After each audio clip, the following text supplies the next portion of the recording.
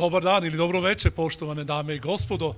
Jako mi je drago da se posle 6 meseci ponovo nalazim ovde u vašem finom, gostoljubivom, toplom gradu i zadovoljstvo mi je što mogu i večeras i sutra da vidim vaša već neka poznata lica, meni draga lica i da eto ove trenutke večernje prodelimo zajedno u traganju za odgovor na pitanje kako živeti ovaj naš savremeni život, a ipak da budemo zdravi. I to zdravi ne samo telesno, nego i duševno. I ova dva večera treba da nam pomognu u tome da odgovorimo na pitanje kako se boriti protiv jedne savremene bolesti, jednog problema koji je polako, pomalo nekako neprimetno, ali sigurno zakoračio nove naše prostore. Jedan neprijatelj našeg zdravlja ušao je u našu dušu, u naše biće, u naše porodice i pravi nam mnoštvo problema.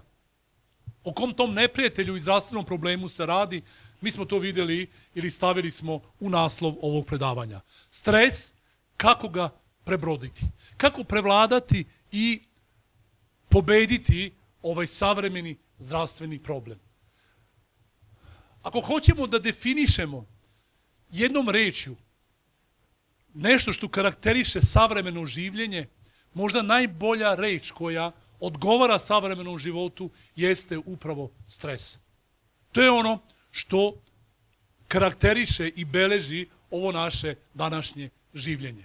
I zato ćemo mi najpre u prvom delu predavanja pokušati da odgovorimo na pitanje šta je to stres. U kratkim crtama osnovne napomene ćemo reći o stresu, jer opet jedna druga mudrost kaže upoznavanje problema i njegovo definisanje već nosi 50% sa sobom rešenje tog problema. Kad postoji neki problem, kad ga registrujemo da postoji, kad ga definišemo i bolje upoznamo, mi smo već dobar deo tog problema razrešili.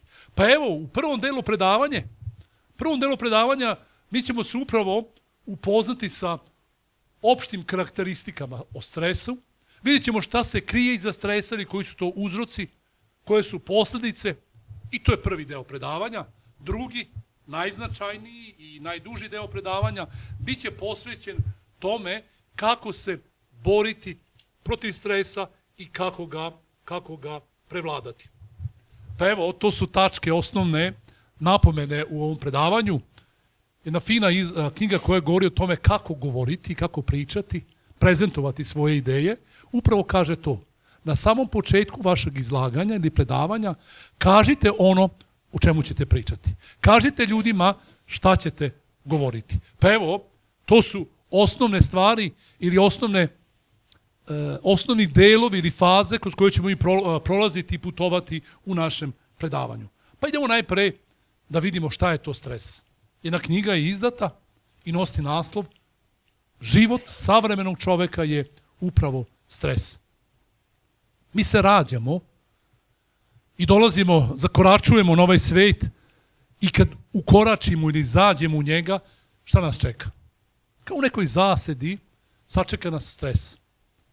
Dete koje se rodi drhti, uplašeno je, doživjelo jednu naglu za njega nepretnu promenu iz jednog sigurnog utočišta, iz tople utrobe majke, dolazi u jedan hladan svet, nepoznat svet, neki drugi zvuci, neki drugi čuli nadržaji dopiru do njega i dete drhti, plače, boji se i mi možemo reći da počinjemo ovaj život sa stresom. Kakav je kraj? Pa još malo nezgodniji ili još više nezgodniji.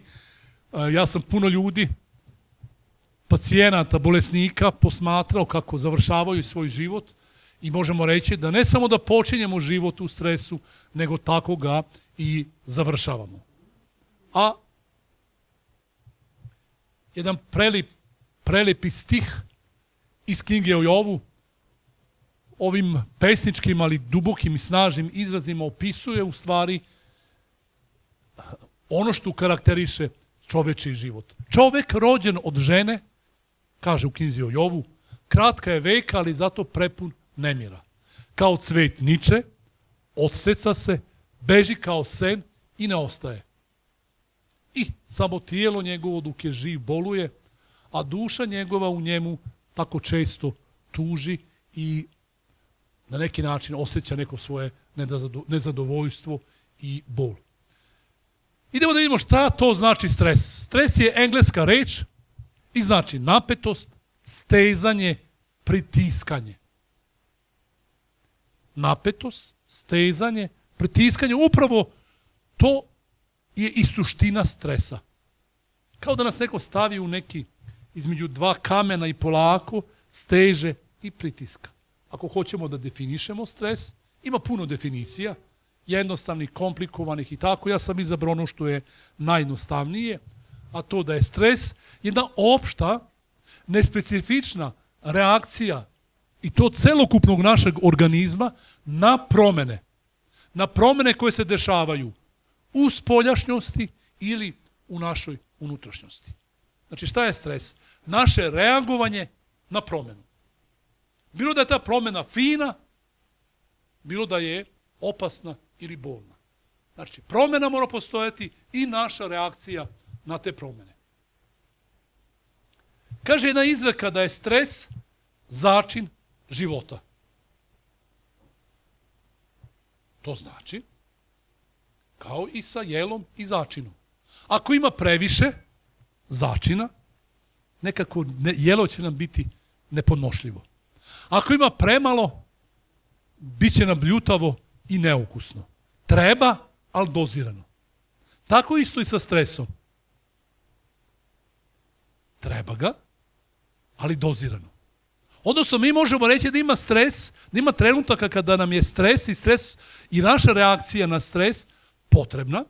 Znači, kada treba da reagujemo, tako kako reagujemo, ali ima i trenutaka kada te reakcije nisu, kada stres nije nešto što je poželjno. Dakle, imamo poželjan i nepoželjan stres. Pozitivan i negativan stres.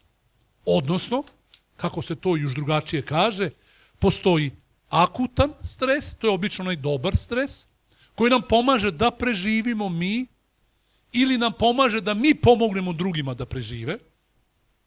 To jest, akutan stres je stres koji nam omogućuje da mi sačuvamo našu ličnost, integritet, ne samo biološki život, nego i našu ličnost i integritet.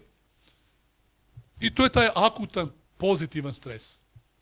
Onaj stres koji je negativan, koji muči, tišti čovečju dušu, iscrpljuje naše snage i energije, to je upravo hroničan stres. I njega treba da se klonimo i on je taj koji kao neki teret, neprekidno ga vučemo, nas pritiska, otežava nam život, iscrpljuje našu snagu i tela, duše, naš imunitet i vremenom mi počinjemo da posrćemo pod tim hroničnim stresom. Daću jedan primjer akutnog stresa, eto iz oblasti medicina, hitna pomoć, donose pacijenta u kliničkoj smrti, srce još malo radi, ima znake disanja i šta se dešava tada? Medicinski radnici, lekari, sestre, oni u tom trenutku, iako su iskusni, oni ulaze ili oni upadaju ili spopada ih jedan akutan stres. Srce počinje brže da kuca, mozak brže radi, pritisak im malo skače i zahvaljujući tome oni mnogo brže i mnogo bolje reaguju i mogu da pruže brzo, efikasno, odgovarajuću i najbolju pomoć. Kada pacijenti iz kliničke smrti se vrati u život i kada počnu sve vitalne funkcije da rade poželjno, tada polako stres popušta u biću onih koji su pružali pomoć, lekara i zdravstvenog osoblja i mi kažemo taj akutni stres trajao jedno vreme i na neki način prošao je i zahvaljujući njemu zdravstveno osoblje radili su kvalitetnije nego da su bili opušteni, nonšalantni, a pacijent umire. Dakle, to baš ne ide tako. Kažu i najiskusniji hirurzi, kad uzmu skalpel u ruku, njima pritisak skoči, srce Bože počne brže da kuca, a nadobrežna žleza počinje da luči hormone stresa. I tako mora da bude. Zašto? Pa ne radi se o nečem sporednom. Znači, radi se tu, jedan pogrešan potez može da znači život ili smrt onoga koji je poveren u ruke tog lekara. Uzroci stresa su brojni. Možemo ih svrstati da bi ih lakše shvatili u 3 grupe. Biološke, socijalne i psihičke. Pa čovjek je telesno biće, biološko biće, društveno biće, pa zato stresogeni faktori dolaze i iz socijalne, društvene sfere, pa mi njih zovemo socijalni uzroci.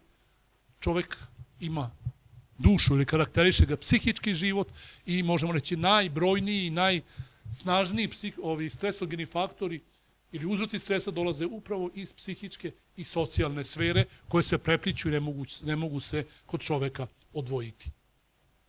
Kaže jedna izreka da zdrav čovjek ima 100 želja, a bolestan samo 1. I mi pravimo razne projekte u našem životu. Kad smo mladi, u srednjim godinama, ulažemo u obrazovanje, ulažemo u neke ideje, projekte, finansijske koje mi pravimo, gradimo kuće, privatne firme i tako, ali nažalost, u svim tim našim nekim projektima, u toj životnoj trci i planovima koje pravimo, mi zaboravimo ili često izgubimo jedan projekat koji se zove briga o našem zdravlju.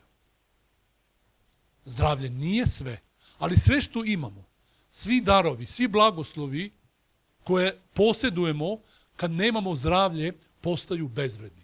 I zato treba da budemo ambiciozni, ali u našim planovima uvek treba da bude, ili temelj tih planova, treba da uvek bude i naše zdravlje. Zdravlje tela i zdravlje naše duše. Koji su to biološki uzroci stresa? Pa evo ovdje su pobrojani. Neke telesne bolesti.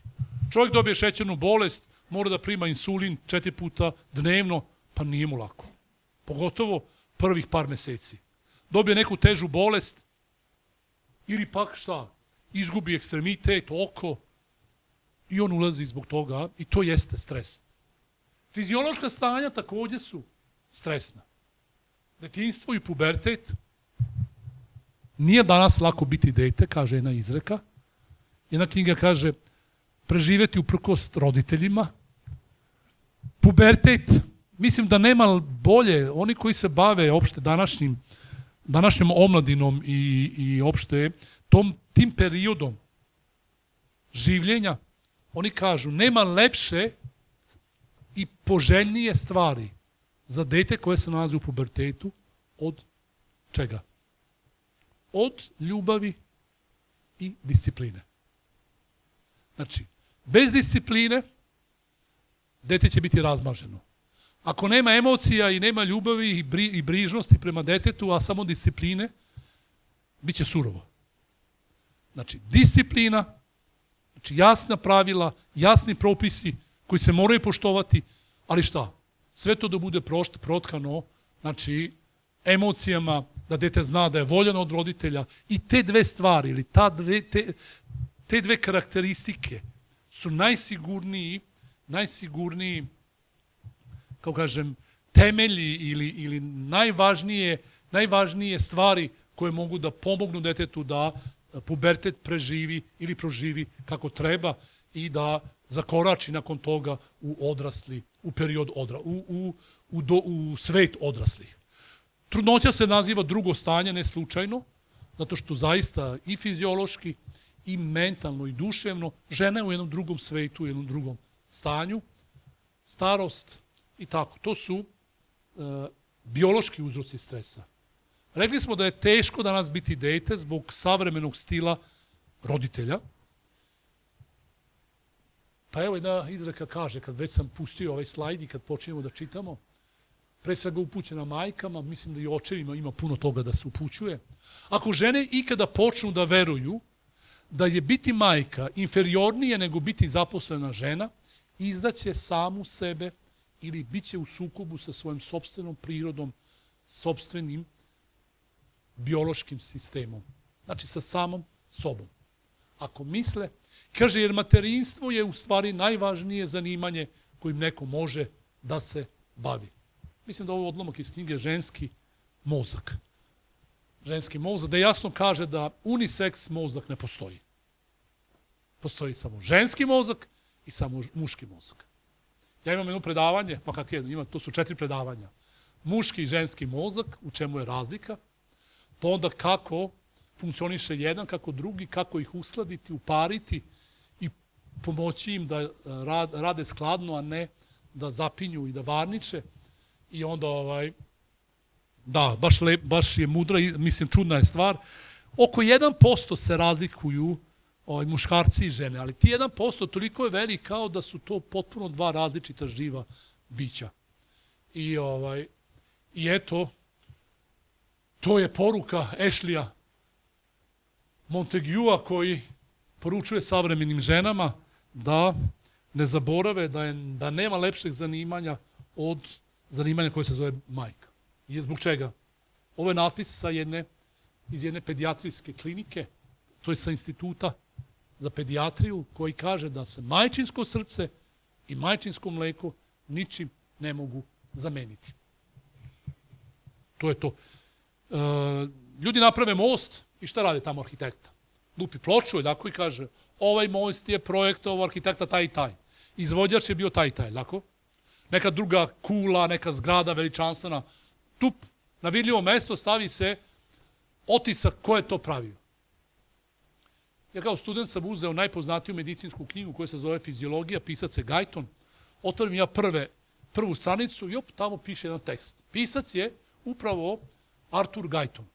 I on kaže na prvoj stranici ove knjige, kaže, ovo moje delo i ovu knjigu posvećujem kome?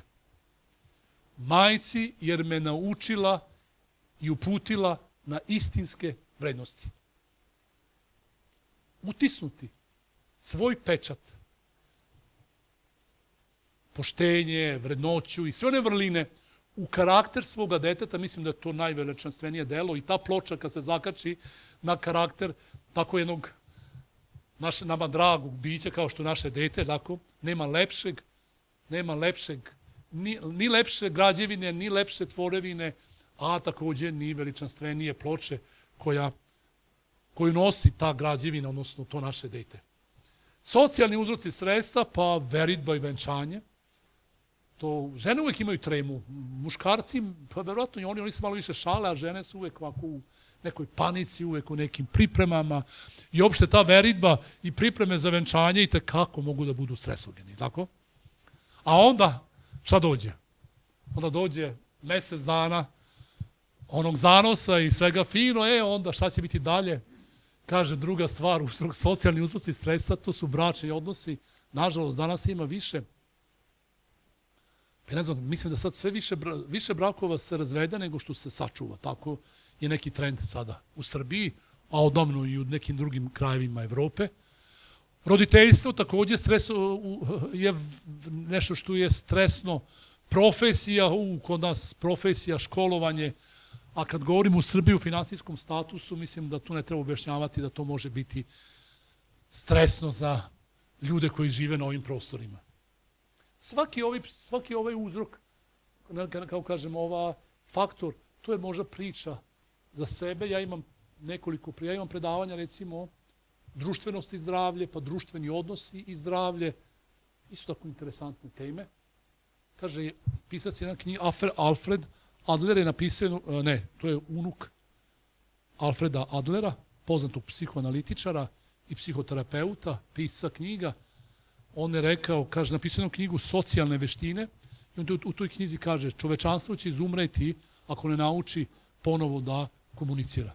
Ako ne savremena omladina ne nauči osnovne socijalne veštine ili socijalne komunikacije, čovečanstvo mora propasti. Pa evo, mi vidimo da ti, baš upravo zbog nespretnosti u komunikaciji i nerazumevanja jezika drugog pola, ili pak odraslih ne razumeju više jezik dece, to je nešto omladine, to je nešto što može bude uzrok nesporazuma i stresa. Psihički uzroci stresa, to su brige i strah, negiranje problema, nepoznavanje cilja, nedovršeni posao, negativne emocije, poput besa, zavisti, tuge, ljubomore, mržnje i tako. Negativne emocije mogu biti podjednako toksične kao pušenje, kao alkohol, kao droga i zato eto smo mi pričali već o nekim negativnim emocijama. Opšte o psihičkim uzrocima stresa, o ovom ovde što je pobrojeno, govorimo sutra detaljno, tako da sad više ništa ne komentarišem ovaj slajd. Šta se to dešava u toku stresa? Koji fiziološki mehanizmi se fiziološki ili patofiziološki se aktiviraju? Nadbubrežna žlezda, i to srž nadbubrežne žlezde luči adrenalin, noradrenalin, kora luči kortikosteroide, u našoj glavi se neurovegetativni sistem se aktivira određeni psihološki mehanizmi, bilo kako bilo, kao rezultat stresa dolazi, ili kao rezultat stresa javlja se oslobađanje velike količine energije. Jako važno. Stres oslobodi, pokrene kao neku lavinu veliku količinu energije. I koja krene? Ta energija je pokrenuta i u našem telu i u našoj duši. Velika količina energije. Šta sad činiti kad krene lavina? Gotovo je, ne možeš ti sad kočiti, ali ono je pokrenula i teško. Možemo samo da je usmerimo, ali ne da je poništimo. Ona se pokrenula. Mi tu energiju možemo potrošiti na različite načine. Šta možemo raditi? Srce može brže lupati i tako potrošiti energiju. Dobiti tahikardiju ili tahiaritmiju i to se kod nekih dešava. Može pritisak da nam skoči. Štitasta žlezda može da počne da luči veću količinu hormona i da upadnemo u hipertireozu. Stomak može da se grči pa da imamo probleme sa stomakom, dijareja, čir da se stvori, grčevi na licu pa imamo glavobolje, grčevi u leđim mišićima pa imamo lumbalni ili cervikalni sindrom, boli nas kičma, mišići. Možemo da podignemo ton, da vičemo, da galamimo, da lupamo vratima, pesicom u sto i to su sve neki načini ili metode kako mi možemo da potrošimo tu energiju koja se oslobodila. Nisu baš poželjni, ni zdravstveni, ni socijalni spomenuti metodi ili načini ili putevi kako da sagoremo oslobođenu energiju. Ima jedan bolji način, o tome govorimo u drugom delu predavanja. Važna napomena, oslobodila se energija, šta sad, čućemo u drugom delu predavanja. Idemo dalje. Posledice stresa na svim našim organskim sistemima se javljaju. Gde? Na centralnom nervnom sistemu javlja se glavobolja, migrena, nesanica, neuroza. Kao posljedica hroničnog stresa jeste iscrpljivanje duševnih snaga i onda pacijent, odnosno osoba, klizne u depresiju. Veoma moderno, ja bih rekao modernu patnju duše. Nije to možda toliko ni bolest koliko je to jedna patnja ili problem čovečje duše. Na vratu to su poremećaji vezani za štitastu žlezdu, javljaju se gušenja, astme, pad imuniteta pa česte infekcije gornjih disanjih puteva. Na srcu javlja se visokrvni pritisak, nervozno srce, lupanje srca, preskakanje srca, angina pectoris, može i infarkt da nastane. Na organima za varenje, gastritis, čir na želucu i 12-palačnom crevu, smetnje sa sluzokožom creva poput Kronove bolesti, ulceroznog kolitisa, šećerna bolest se razvija, maligne bolesti, reumatoidni artritis na koži i zglobovima, sistemski lupus, neurodermatitis i možemo reći nema savremene bolesti u čijem nastanku u većem ili manjem procentu ne učestvuje stres. I to su posljedice stresa. Sumirano rečeno, do čega dovodi stres? Do prevremenog starenja i propadanja celokupnog organizma. Naše telo stari, troši se, mozak isto tako postepeno se oštećuje, ruinira i mi prevremena starimo, gubimo životnu silu i počinju da se javljaju brojne savremene bolesti. Mi pričamo o stresu, spominjemo ga, svi znamo da je stres nešto što je nas zgrabilo i ščepalo, a nikako da ga se rešimo i oslobodimo. Ima nešto u tom stresu što nam ne dozvoljava ili zbog čega sa njime rvemo, nikako da ga nadvladamo. Šta je to što stres čini tako problematičnim? Hajde da vidimo o čemu se radi. Solomon ne bi bio Solomon i mudrac kad ne bi imao bisere mudrosti koji govore ili koji nama ljudima govore gde mi grešimo ili šta treba da radimo da bi se izvukli iz problema. Pa evo Solomon koji je živo oko 960 godina pre Hrista, pre naše ere. Bio je mudrac veliki, napravio je najveći hram, najveličanstveniji hram koji pripada, smatra se jednom od 7 svetskih čuda. Napisao je najlepšu lirsku, ljubavnu pesmu koja se zove Pesma nad svim pesmama i napisao je, znači, nakon one bisere mudrosti, evo jedan odatle biser. Kaže, čoveku se čine svi njegovi putevi čistim. Čoveku se, šta? Čine svi njegovi putevi kakvim? Čistim ili ispravnim. Dakle, nema menjanja, tako? Što bi menjao nešto? Kada ja sve što radim i one moje šeme ponašanja, one moje navike i sve što sam činio je potpuno ispravno i kako treba. Zašto bi menjao? I ne samo to. Pošto su moji putevi čisti, nemoj ni pokušavati, moj prijatelju, da ti mene slučajno menjaš, je tako?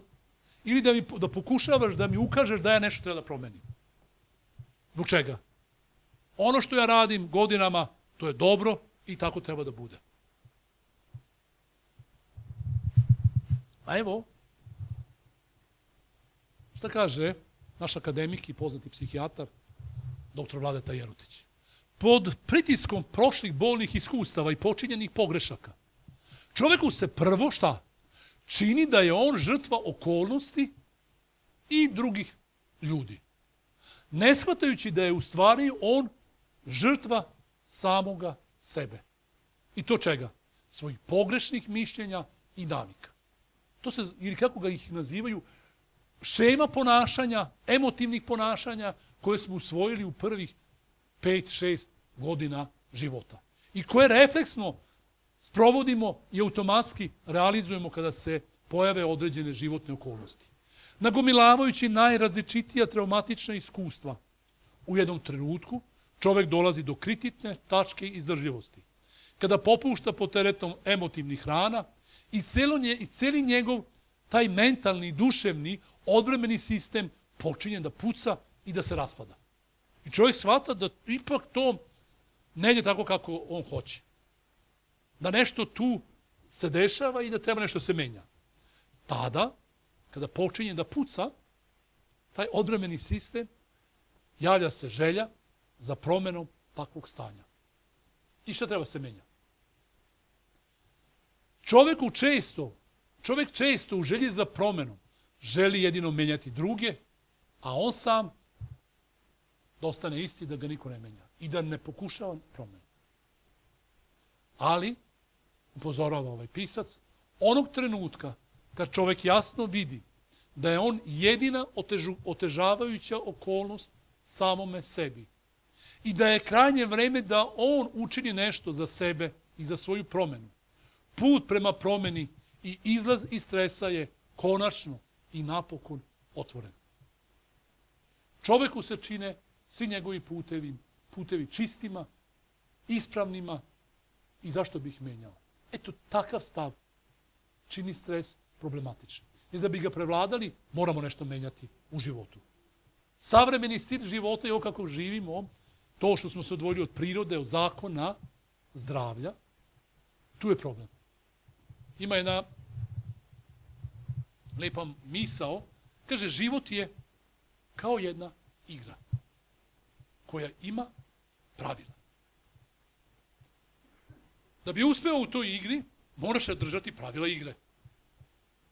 Ako ih ne poštuješ, bit ćeš gubitnik. Ako ih poštuješ, imaš šanse da budeš pobednik.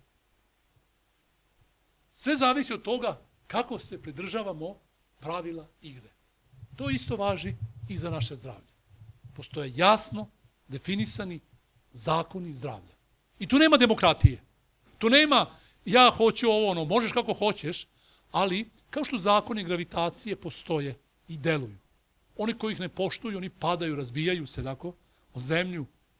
Ali tako i po pitanju zakona zdravlja. Oni su jasni, oni postoje, mi ih možemo poštovati, možemo ih ignorisati.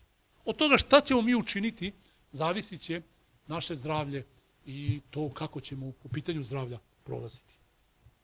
Kako da se onda borimo protiv stresa, to je u stvari ključno pitanje i najvažnije pitanje kada govorimo o stresu, to je ključna tačka i mi sad treba da vidimo tu nekoliko, mislim da imamo 7-8 saveta, jednostavnih, lako, mogu se lako realizovati, nisu previše skupi i znači idemo sada na ovaj završni ili ovaj ključni deo predavanja da tražimo odgovor na pitanje kako da se borimo protiv ovog savremenog zdravstvenog problema koji se zove stres. Znanjem i mudrošću. Znanjem i mudrošću možemo se boriti protiv stresa. Opet Solomon kaže da je mudrošću se zida životna kuća i razumom se utvrđuje i znanjem se pune kleti naše duše, čime? Blagom, dragocenostima i onim milim i važnim informacijama. I ono što je ključna misao, kaže, mudar je čovek jak i razuman je čovek silan snagom. Pa je da kupimo informacije i da osnažimo naš odgovorima na pitanje kako da se borimo protiv stresa. Lekovito bilje. Marija Trben kaže lekovima iz Gospodnje ili Božje apoteke. Na koji način? Uz pomoć hrane, zdrave ishrane, fizičke aktivnosti, stimulacijom moždanih hormona, jednim specifičnim načinom disanja, pravilnom upotrebom vode, spavanjem i odmorom. Ovdje su 7 terapijskih principa i metoda spomenuti i evo idemo redom da vidimo kako to da se borimo uz pomoć lekovitog bilja protiv stresa. Ja vam predstavljam jednu odličnu biljku, nalazi se na ovim našim prostorima, zove se kantarion, odnosno latinski Hypericum herba. Šta radi kantarion po pitanju naše duše i stresa? On otklanja depresiju, pomaže u borbi protiv depresije i podiže i popravlja naše raspoloženje. Otklanja strah, reguliše poremećaj sna, otklanja umor i bezvoljnost, smanjuje psihosomatske tegobe. Ako depresiju posmatramo kao padanje u minus fazu, znači kantarion nas iz minus faze podiže u neko normalno, poželjno, prijatno raspoloženje. Obično depresija ide sa anksioznošću i zato imamo dijagnozu anksiozno-depresivno stanje ili anksiozno-depresivni sindrom. Kantarion pomaže i kod anksioznosti, to je ona hronična zabrinutost, hroničan strah i pomaže kod potištenosti, tuge i depresije.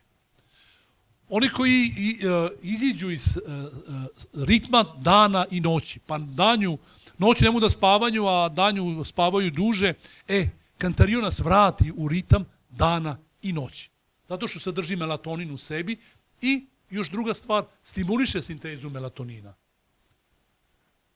Otklanja umor, mentalni umor i bezvoljnost i ono što je bitno smanjuje psihosomatske tegobe. Psihosomatske tegobe to su tegobe našeg tela koje mi osjećamo u našem telu zbog onoga što se dešava u našoj duši, pre svega u našim emotivnim centrima.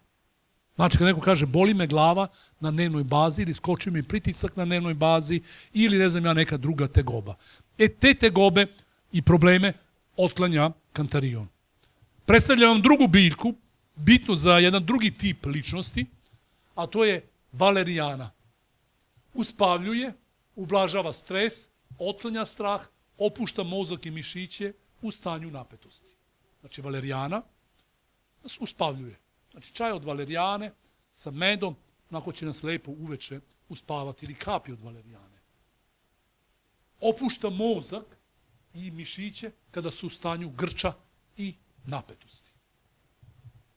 To radi valerijana, malo je žestokog ukusa, jakog mirisa. Koren valerijane malo je opor, jak, pa ne mogu svi da ga piju i podnose, pa vam ja predstavljam, nudim još jednu biljku koja ima slična dejstva kao valerijana, a malo drugačiji ukus poput limuna, to je matičnjak. Ima slično dejstvo, ali je prijatniji je ukus. Znači, kao nešto poput nane ili poput limuna. Na limun malo ta biljka se osjeća. Znači, dve lekovite biljke sam vam predstavio, kantarion i valerijanu pomažu u borbi protiv stresa. Ko treba da pije valerijanu, ko treba da pije kantarion? Imamo ja ću vam dati dva primjera. Dva primjera ću vam dati, osobu 1 i osobu 2, pacijenta 1 ili osobu 2 i vi ćete, sami ćete vi shvatiti koji tip, ko treba da pije jednu, ko treba da pije drugu biljku. Znači imamo osobu koja ide po kući stalno, nešto nervozna je, napeta je, srce malo brže radi, ne može da se smiri, pomalo viče, stalno je lice u grču, malo crvenija u licu i tako. To je osoba A. Treba da nešto damo na bazi bilja, imamo pravo da prepisujemo biljke. Nećemo medikamente. Imamo osobu B. Zovemo je telefonom, vidiš kako fino vreme, idemo sutra nedelja, to je sutra subota, idemo malo u šetnju, u prirodu, predivan dan. Ne mogu. Idi ti, ja neću. Što ne bi išlo više ako lepo vreme, ajde idemo. Ne, nije mi ni do čega. Pa do čega ti je? Pa, ja bi samo ležao ili ležala u krevetu, plače mi se, neću, idi ti. Ajde, lepo vreme i to se, ne. Da ti kažem iskreno, nije mi ni do društva, nije mi ni do života i tako. Imamo osobu A, osobu B, kome ćemo dati kantarion, kome ćemo dati valerijanu.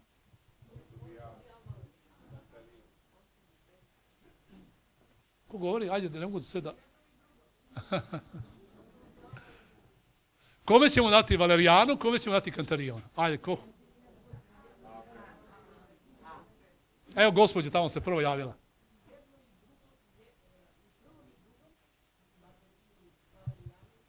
Dobro. Devojko, izvolite.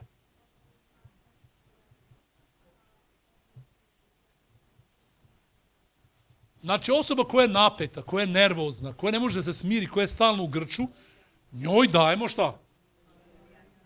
Evo. Treba je smiriti malo, tako?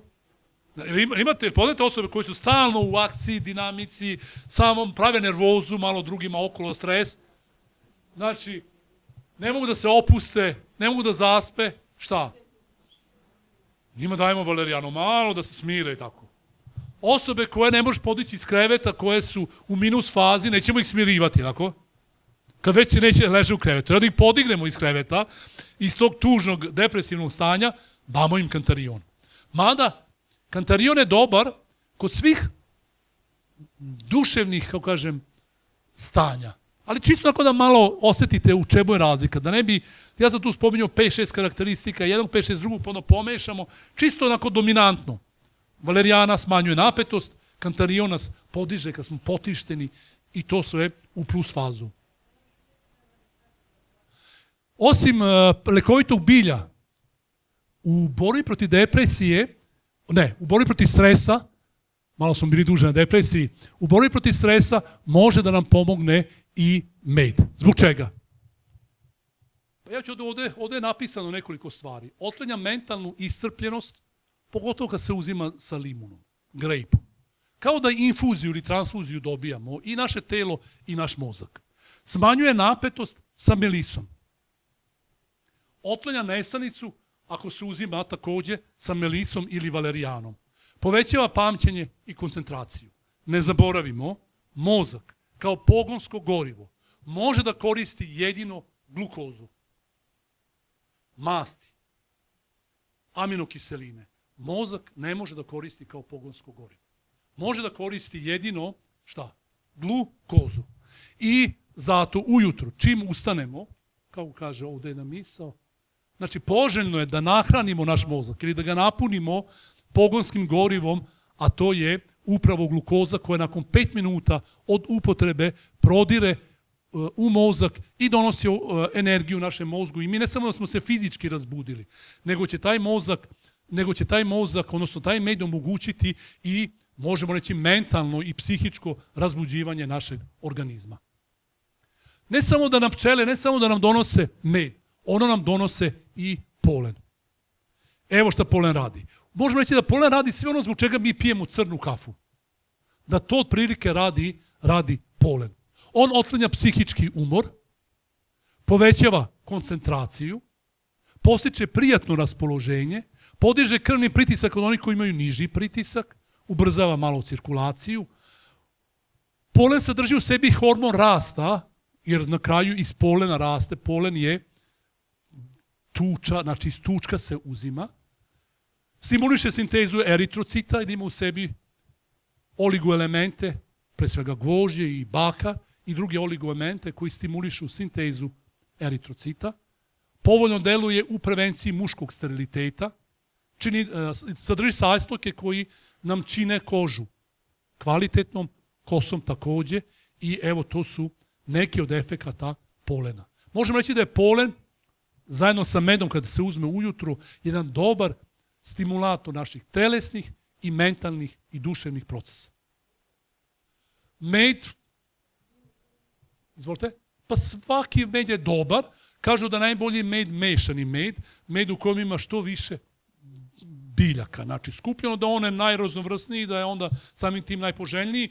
Kod meda morate biti oprezni zato što med koji ima malo više gvožđa, malo teže pada na prazan stomak. Neko med bude težak, zato se najlakši med je bagremov med, najlakše se prihvata od stomaka. Ako ima gastritis, neko malo hoće teže da ga podnosi, ali ako se med rastopi u čaši mlake vode i popije, onda je to mnogo blaže nego se uzima direktno i guta. Druga varijanta jeste da se med što duže rastapa u ustima i u pljuvačkoj i tada enzimi, tada u ustima već počne razlaganje i kada se ustima počne razlagati i meša sa pljuvačkom, tada u stomaku, od stomaka u želuca biva lakše prihvaćen. Znači, to je, evo ovde ovo je u stvari jedna poruka. Čim ustanemo, uzmemo supenu kašiku meda, kafenu kašiku polena, stavimo to sve u čašu mlake vode i u toj čaši mlake vode možemo je razmutiti, polen će se rastopiti, a to je bitno da se rastope ona celulozna opna polena da se rastopi i da onda oni lekovite supstance koje se nalaze zarobljene u toj celuloznoj loptici, one će se osloboditi i bit će dostupne apsorpciji od strane zida naših creva.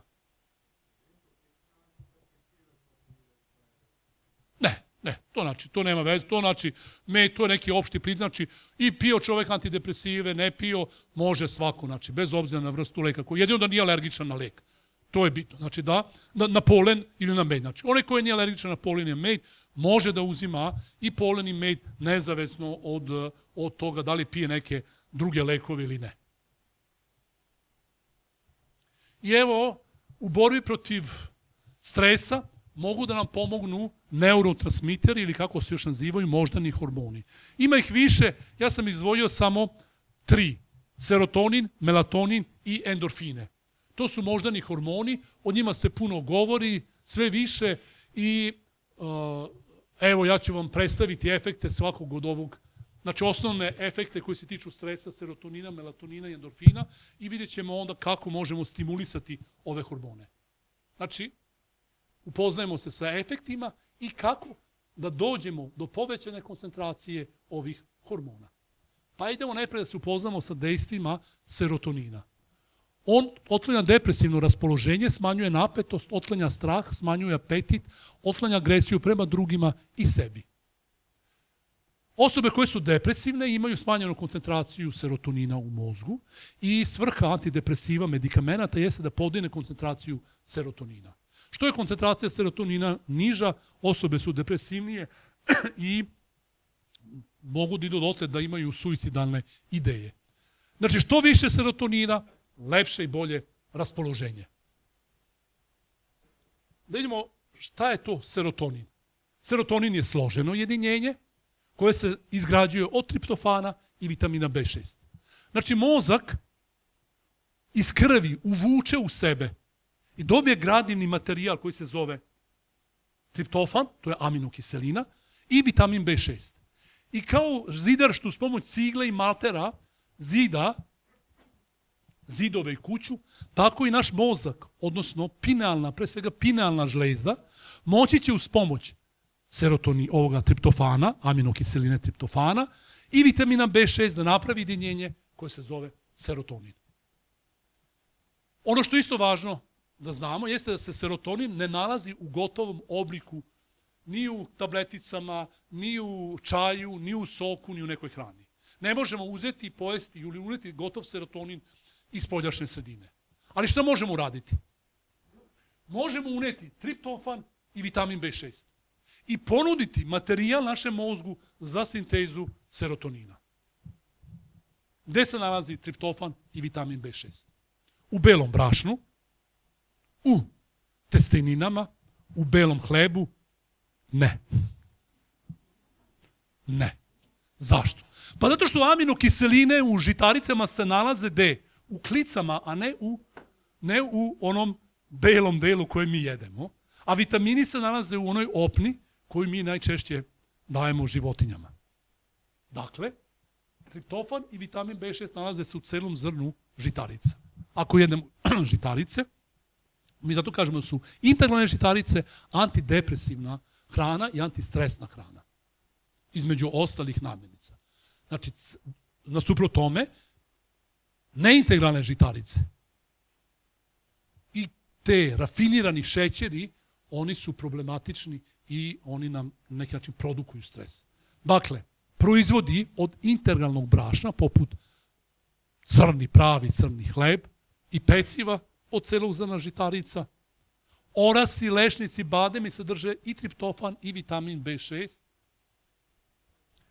mahunarke, pre svih soja, također sadrži triptofan i vitamin B6. Kada unosimo ove namirnice, mozak će se obradovati i to ona struktura u mozgu koja se nalazi u centru mozga, pinealna žlezda, i oni će onda moći da sintetišu serotonin. Imaće gradivni materijal. Ako mi ne ponudimo gvožđe našem organizmu, će se moći u kosnoj srži sintetisati eritrociti.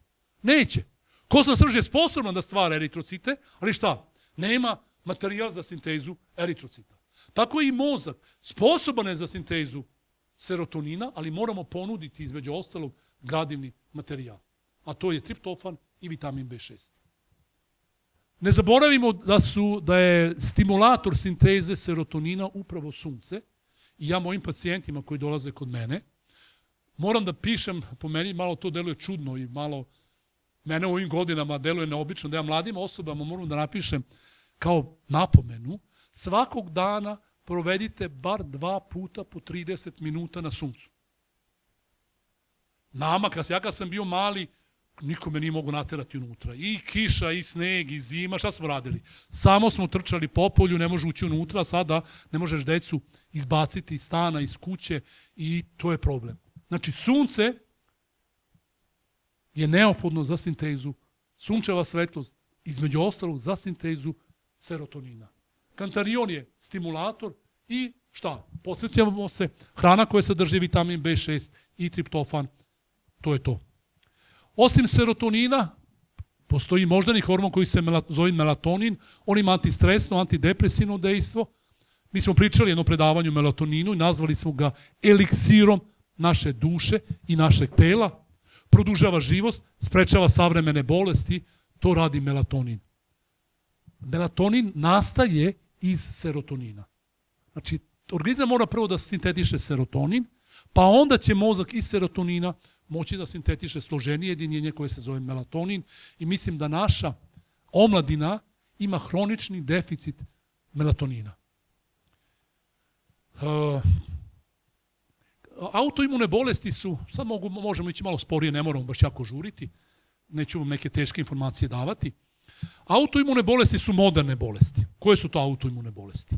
Pa autoimune bolesti su bolesti gde naša antitelo, odnosno naš odbrambeni sistem, sopstveno telo doživljava kao nekog neprijatelja i počinje da ga gađa antitelima i da ga uništava. Znači, recimo, štitasta žlezda se doživljava kao strano tkivo i onda imunološki sistem stvara antitela i ta antitela napadaju štitastu žlezdu i polako je razaraju i osoba koja je razorena štitasta žlezda, ta osoba onda ne može da proizvodi više, odnosno ta štitasta žlezda ne može više da proizvodi hormone i upada u hipotireozu i mora da pije doživotno onda hormone eutiroks ili letroks i tome slično. To su, ima i drugih autoimuna, lupus, sistemski lupus, ulcerozni kolitis, multipla skleroza i pokazano je da osobe koje imaju autoimune bolesti, koje imaju alergije, koje imaju šećernu bolest, osobe koje imaju maligne bolesti, imaju hronični deficit vitamina D. Deficit vitamina D je karakteristika savremenog života i savremenih ljudi koji žive pre svega u severnoj polulopti. Što se ide od ekvatora prema severnom polu, deficit vitamina D je sve izraženiji i spomenute bolesti su učestalije. Šta je radio savremeni čovek? Pobego je sa sunca ili od sunčeve svetlosti. I zato ima i deficit vitamina D, i zato ima ozbiljni deficit serotonina, i zato ima deficit melatonina. Ne zaboravimo da bi se melatonin sintetisao. Čovjek mora po danu biti na sunčevoj svetlosti. Mislim, melatonin je, mislim da sam pričao ovdje u Nišu kad sam bio prvi put o melatoninu. Znači, melatonin je nazvan eliksirom života ili dugovečnošću. On je taj koji daje nam dugovečnost, imunološki sistem održava i tako. Taj melatonin, da bi se sintetisao, po danu moramo biti na sunčevoj svetlosti, a uveče kad padne mrak, moramo izbegavati veštačko svetlo. U toku noći izbegavajte svetlo. Izbegavajte noću veštačku svetlost. Idite obavezno spavanje pre ponoći. Jer dok oko je otvoreno i dok veštačka svetlost pada na očni živac, melatonin ne može da se sintetiše. I mi onda prođe noć, mi smo ostali bez melatonina i bez svih onih njegovih brojnih fizioloških poželjnih efekata. Između ostalog, znači, melatonin ima antistresno i antidepresivno dejstvo. Idemo na endorfine. Reč endorfini, pa to je znači kao kovanica jedna reč. Znači, znači unutrašnji morfini ili neurotransmiteri ili moždani hormoni koji imaju nešto slično dejstvo kao morfijum. Ili morfijum ispoljava svoje dejstvo na mozak tako što se kači na receptore endorfina. To je preciznije rečeno.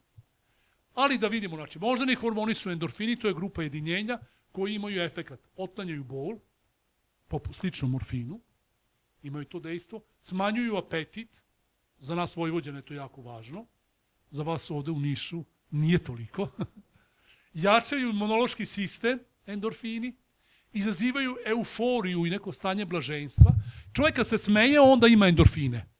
Znači to je ono kad se kikoće i smeje onako glasno, onda ga preplavljuju endorfini. I stvaraju fizičko zadovoljstvo. Šire krvne sudove, mozga i srca i tako da omogućavaju bolju prohranjenost i bolji dotok kiseonika u srce i u mozak. To rade endorfini, pa da vidimo samo kako da dođemo do tih endorfina.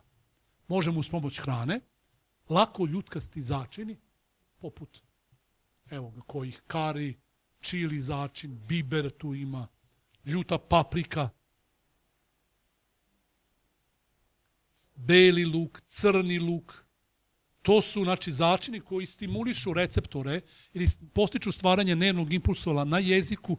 Taj nervni impuls se sa sluzokože jezika, odnosno sa receptora koji se nalaze na sluzokože jezika, prenosi i putuje nervnim sezentivnim vlaknom do mozga i onda se tamo u mozgu stimuliše stvaranje endorfina.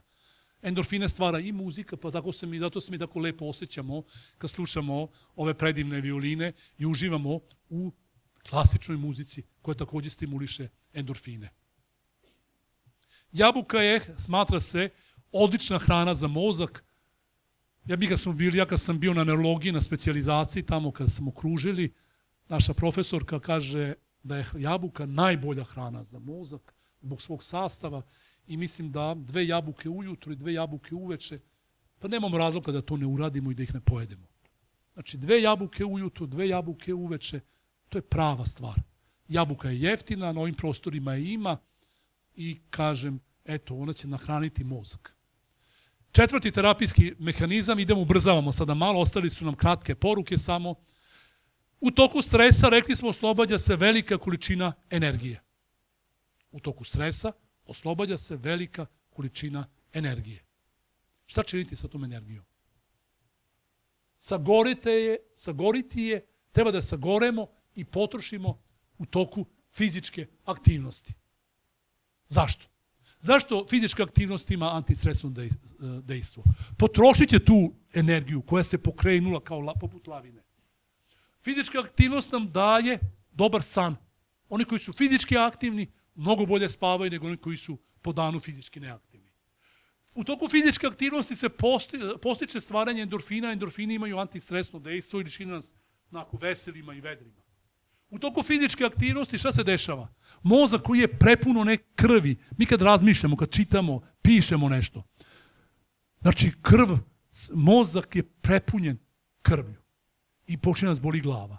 Mi kad počnemo trčimo, ta krv se na neki način spusti prema mišićima, napravi se neka dekompresija u stvari i mozak se rastereti te ustajale krvi i samim tim mi se bolje osjećamo. Fizička aktivnost ima dejstvo na kardiovaskularni sistem, smanjuje lipide, odnosno masnoće u krvi, deluje preventivno terapijski na dijabetes mellitus, odnosno šećernu bolest, normalno deluje povoljno u prevenciji i razrešenju problema koji se zove gojaznost. Pa eto, mi smo se mučili, prošlo je vekova i vekova da bi mi shvatili jednu staru biblijsku mudrost, da bi nauka potvrdila jednu staru biblijsku mudrost koja kaže šta? Čoveče, nemoj da bežiš od čega? Od znojenja. Savremeni čovjek je učinio sve da se ne mora znojiti. Neće da koristi motiku, da čupa korov i to sve baca one hemikalije, upropasti zemlju. Neće da ustane iz auta da otvori kapiju, nego stiska onaj daljinski, tako? Sve na daljinski radi, samo da sedi u fotelji i da ne mora da mrdne. Ako može autom će otići do spavaće sobe, to bi bilo idealno, ali stara biblijska mudrost kaže, čoveče, ti treba sa znojem lica svojega da jedeš hleb svoj. Ne izbegavaj fizičku aktivnost, pogotovo onu aktivnost koja dovodi do znojenja. Antistresno dejstvo ima i voda, jer voda, reke, jezera, potoci, oslobađaju negativne ione koji deluju povoljno na naš organizam. S druge strane, žubor vode koja teče, smiruje, opušta, relaksira.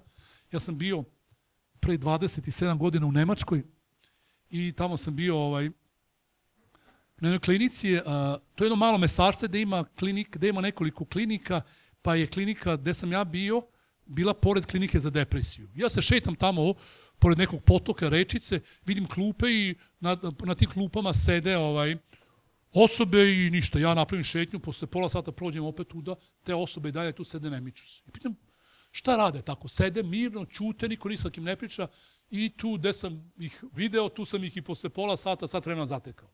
Kaže, njima je psihijatar rekao da sede, da gledaju vodu i da slušaju žubor vode. Posle sam čitao neke radove i to sve, zbog čega to sve tako deluje, ali činjenica je, da vam sad ne bi objašnjavao, otišao u drugu temu, činjenica je da žubor vode smiruje i zato su stari ljudi bili pametni. Gde su pravili gradove i sela? Pa uvek su se trudili da naprave na nišavije, tako, a ne negde tamo znači uvek se pored reke, potoka, na obali, jezera, tu se uvek pravila naseljena mesta, zato što negativni ioni su nešto što je poželjno, a pozitivni ioni su ono što oslobađaju tehnički aparati. Ja za mene uvek čini nervoznim, razdražnjim, nekako loše se osjećam od klima uređaja. Nisam znao zašto, posle sam shvatio da klima uređaj ispušta pozitivne ione i da ti pozitivni ioni na neki način deluju razdražujuće na čoveka i nepovoljno na naše zdravlje. Smiri živce, kaže stara poslovica, kako? Tako što ćeš duboko disati. Duboko dijafragmalno disanje. Po principu 4-4-6. 4 sekunde udišemo. Pa 4 sekunde zadržimo taj vazduh.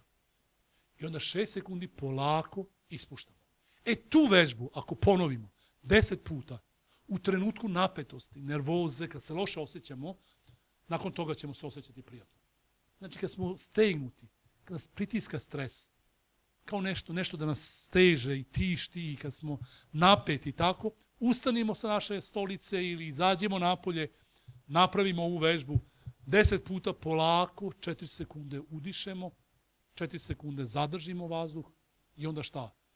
Polako 6 sekundi ispuštamo vazduh i to uradimo. Moramo samo imati položaj tako dobar da dijafragma može da se spušta. Znači, pravo disanje je dijafragmalno disanje tako da nam kaiš, kao da će nam kaiš pući prilikom dijafragmalnog udisaja, a grudni koš, znači rebra, miruju. A, znači, poklopac ili dno grudnog koša, dijafragma se spušta prema dole.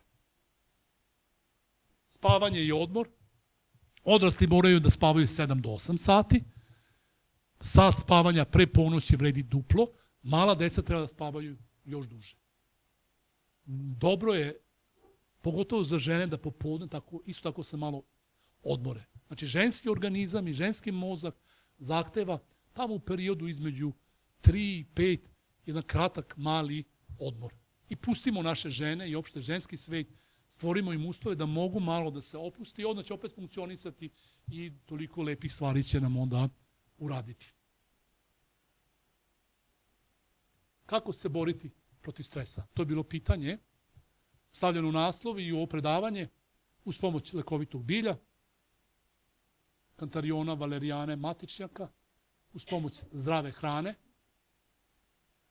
znači prirodnih šećera, znači med, integralne žitarice, voće, izbegavati koncentrovane ugljene hidrate, slatkiše i sve ono što ide od belog šećera, koji su kradljivci vitamina B, uz pomoć moždanih hormona koji se mogu stimulisati jednostavnim metodama.